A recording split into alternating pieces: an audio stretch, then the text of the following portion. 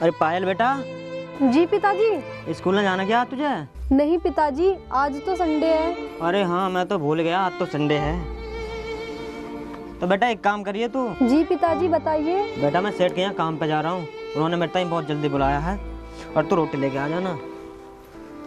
रुकिए पिताजी, अभी तो 8 भी नहीं बजे, आज आपको इतनी जल्दी क्या है? पर क्या पता बेटा कोई जरूरी काम हो, इसीलिए तो बुलाया है। ठीक है पिताजी, मैं ले आऊंगी खाना। ठीक है बेटा, ले आना है।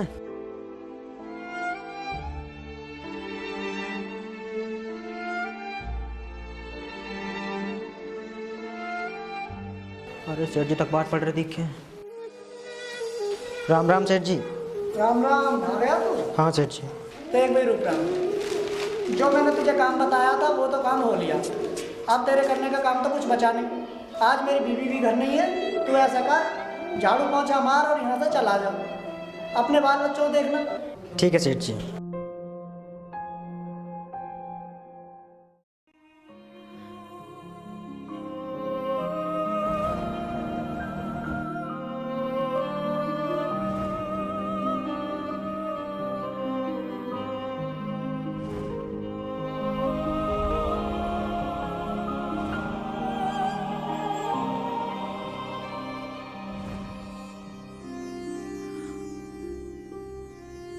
सेठ जी झाड़ू पोंछा काम तो हो गया, और कोई काम हो तो बता दो। ठीक है, हो गया, और कोई काम नहीं है।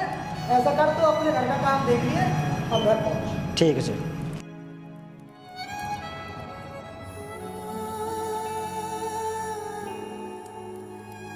पिताजी लो पिताजी, आपकी दवाई और ये आपका पानी। रख दे बेटा, मैं थोड़ी देर में खा लूँगा। ठीक है पिताजी।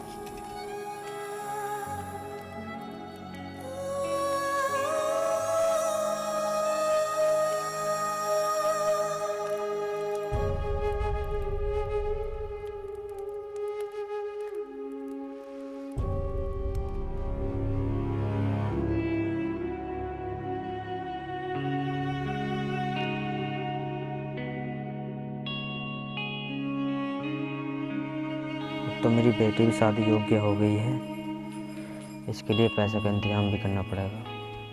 अगर कोई ऊंच नीच हो गई तो मैं किसी को मुंह दिखाने लायक नहीं रहूँगा। अरे यार चाचा कैसे बैठते, चाचा को थोड़ी चलता हूँ।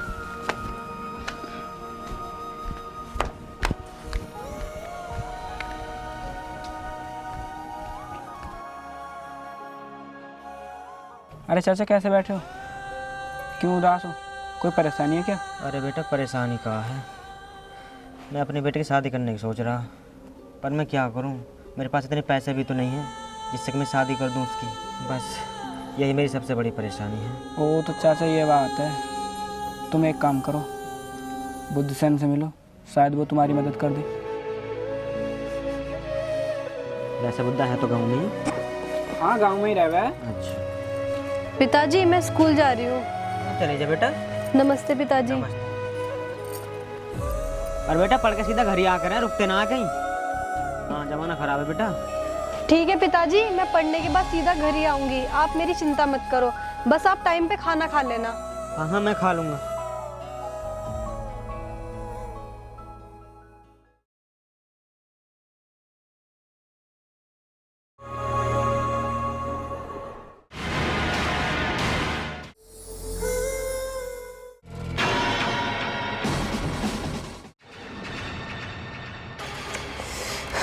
मैडम 2-4 अक्षर हमें पढ़ाने सिखा दे, हम भी तेरे साथ पढ़ने को तैयार हैं। क्यों रे लफंगो, तुम्हें कुछ और काम नहीं है, बस आती आती लड़कियों को छेड़ते हो? क्या तुम्हारे माता पिता ने तुम्हें यही संस्कार दिए? मैडम ज़्यादा भपकी में बता, तू तो इतनी गर्मी दिखा रही है, केवल हमने पढ़ने के लिए तो बोला है, कौन से कांटे मारे हैं? जो तुमने इस लहजे में बात की है वो तुम्हें कम लग रहा है? सफाई तो ऐसे दे रहे हो जैसे कितने दूध के धुले हो। अरे मैडम तेरा क्या एटीट्यूड है, तू सिखाएगी हमें लहजे में बात करना? पहले कहाँ बात कैसे खड़ी है यहाँ? पिताजी मैं चुपचाप स्कूल से आ रही थी, ये तीनों मेरे से उल्टा सीधा बोल लेते कि हमें भी पढ़ा दो। क्यों नालायक हो, पढ़ने की याद आ रही है? अरे जो टाइम तुम्हारा पढ़ने का था वो तुमने गंवा दिया, अब तुम्हें पढ़ने की याद आ रही है? अरे तुम्हें शर्म है ना थोड़ी बहुत, हैं? ये शर्म उतार के रख दे बिल्कुल। अरे तुम्हारे माता पिता ने तुम्हें ये संस्कार देके तुम किसी की बहन बेटी को छेड़ियो हैं? हे बुड्ढे, तू जानता ही क्या है हमारे बारे में? हम कौन लोग हैं? और बुड्ढे क्या कह रहा है? तुम्हारे माता पिता ने यही संस्कार सिखाए? ओए मेरे पिताजी को छोड़। और पिताजी आप इन लफंगों के क्यों मुंह लग रहे हो? इनकी तो शकल बेवड़ो जैसी है। इनको कहाँ बड़ों की इज्जत का पता है? नहीं बेटा, आज ही तेरे साथ कर रहे हैं, कल किसी और के साथ भी करेंगे। अरे पिताजी आप घर चलिए। अबे ओ बुड्ढे, तुझे बहुत टाइम हो गया बकवास करते करते। अगर मेरे दिमाग की खिसक गई ना, बहुत बुरा होगा तेरे साथ। बुड्ढे, ये तेरे लिए सही बोल रहे हैं। तेरी इसी में भलाई है कि तू यहाँ से चला जा, वरना इसका इल्जाम बहुत महंगा पड़ेगा। अच्छा, नहीं गया तो क्या करोगे मेरा? देखना मैं तुम्हारे खिलाफ केस डालूंगा, जेल भिजवाऊंगा, मैं तुम्हें छोड़ूंगा नहीं। तो बुड्ढे तू हमें जेल भिजवाएगा? पहले तू यहाँ से भटका जाएगा, तभी तो हमें जेल भिजवाएगा ना। कह दो रे। अरे मेरे पिताजी को छोड़ दो प्लीज, इन्हें भगवान में छोड़ दो। इनके बुढ़ापे की कुछ तो शर्म करो। ओ तो तेरे पिताजी छोड़ दे हम? पर कोई केस नहीं करेंगे। प्लीज छोड़ दीजिए मेरे पिताजी को। चल ठीक है, छोड़ देते हैं अब तू कह रही है तो।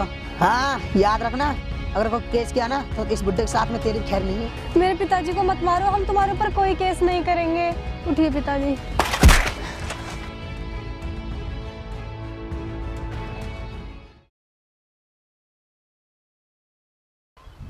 अरे पायल बेटा, हाँ पिताजी आई। हाँ जी पिताजी बताओ क्या बात है? बेटा आज मेरी तबीयत ज़्यादा ख़राब है, तो एक काम कर, सेठ जी यहाँ काम पे चली जा, नहीं तो वो नाराज़ हो जाएंगे। ठीक है मैं चलती हूँ पिताजी। अरे उसकी कोई जरूरत नहीं है रूपराम। अरे सेठ जी मेरे घर पर? क्यों रूपराम, मैं आ नहीं सकता? अरे नहीं सेठ जी, ऐसी कोई बात नहीं है, मैं तो बस ऐसे ही बोल रहा था। मैंने सुना तेरे साथ कुछ लड़कों से झगड़ा हो गया था। हाँ हो गया था कुछ लड़कों से। अरे तू फिक्र मत कर मेरे भाई, उन लड़कों को तो मैं देख लूंगा, एक एक की चमड़ी उतरवा दूंगा, सालों के एक एक की चमड़ी। रही बात तेरी बेटी की शादी की, उसकी सारी जिम्मेदारी मेरी है, जितना भी उसमें खर्चा होगा वो मेरा होगा। तुझे फिक्र करने की कोई जरूरत नहीं है, तू मेरा सच्चा और प्रिय मित्र है। तेरे हम पर बहुत उपकार है मेरे भाई, तेरे उपकारों हम कभी नहीं भूल पाएंगे। यही तो मौका मिला है हमें तेरे उपकारों का फर्ज निभाने का। और सेठ जी आपका बहुत बहुत धन्यवाद, आपने मुझ गरीब की समस्या समझी, भगवान आपको लंबी उम्र दे। तुझे घबराने की कोई जरूरत नहीं है, मैं चलता हूँ, ठीक है? अब ठीक सेठ जी।